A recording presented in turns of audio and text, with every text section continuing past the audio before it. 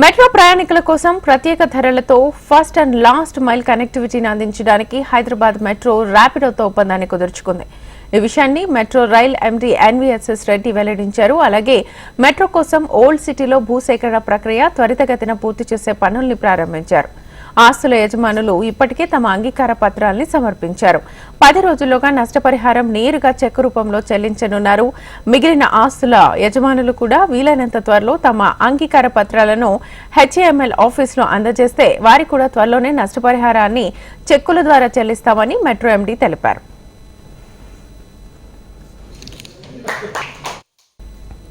మరోవైపు Hyderabad metro rail Rapido మధ్య భాగస్వామ్యం హైదరాబాద్ లో అర్బన్ మొబిలిటీ ఇంకా మెరుగుపరచడంలో మెట్రో నిబద్దత చాటుతోంది. సుస్థిరమైన సమర్థవంతమైన ప్రజా రవాణా లక్ష్యంగా తాము చేస్తున్న ప్రయత్నాల్లో ఇదొక ముఖ్యమైన చొరవ అని ఈ సందర్భంగా ఎన్వీఎస్ఎస్ రెడ్డి అన్నారు. ఇక ప్రయాణికులను తమ గమ్య స్థానాలకు చేర్చే ర్యాపిడో లాంటి వాహన సేవలు మహిళలకు కూడా ప్రాధాన్యత కల్పించి వారిని కూడా పైలట్లుగా భాగస్వాములయ్యేలా కృషి చేయాలని సూచించారు.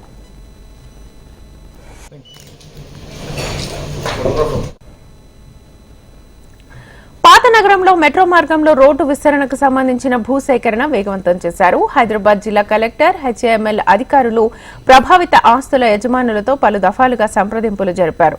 తదనుగుణంగా సేకరించే ఆస్తుల నష్టపరిహారం చదరపు గజానికి 81,000గా హైదరాబాద్ జిల్లా కలెక్టర్ నిర్ణయించారని మెట్రో ఎండీ ఎన్వీఎస్ఎస్ రెడ్డి తెలిపారు.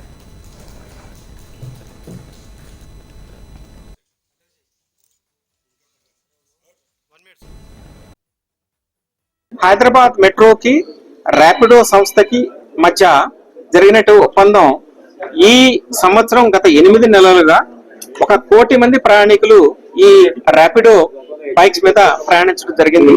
అంటే హైదరాబాద్ మెట్రో ప్రయాణానికి ఫస్ట్ మైల్, లాస్ట్ మైల్ మనం ఇంటి దగ్గర నుంచి బయలుదేరి మెట్రో స్టేషన్కి వచ్చి మెట్రోలో ప్రయాణం చేసి తర్వాత మెట్రో స్టేషన్ నుండి వర్క్ ప్లేస్ కానీ ఎక్కడికైతే వెళ్తామో దానికి సంబంధించిన first mile, last mile connectivity అంటాము. ఆ కనెక్టివిటీని ర్యాపిడో సంస్థ వారు చాలా ఎఫిషియెంట్ గా మనకి చేస్తా ఉన్నారు. ఇంతవరకు మనకి దాదాపుగా 57 స్టేషన్స్ లో రోజు కూడా 4,80,000 నుంచి 5 లక్షల వరకు కూడా రోజు ప్రయాణం చేస్తా ఉన్నారు.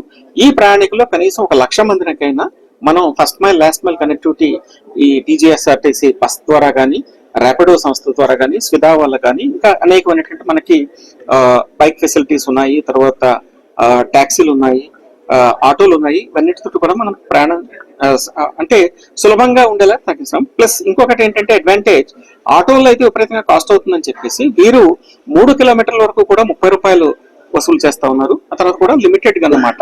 సో ఆ అడ్వాంటేజ్ ఉంది. దానితో పాటుగా స్త్రీలకు ఉపయోగపడేలాగా వారికి, ఎందుకంటే బైక్ ట్యాక్సీస్ మంచి అన్ని ఫెసిలిటీస్ మనం ఇవ్వడం జరిగింది. అక్కడ మనకి సేఫ్టీ అనేది చాలా ఇంపార్టెంట్.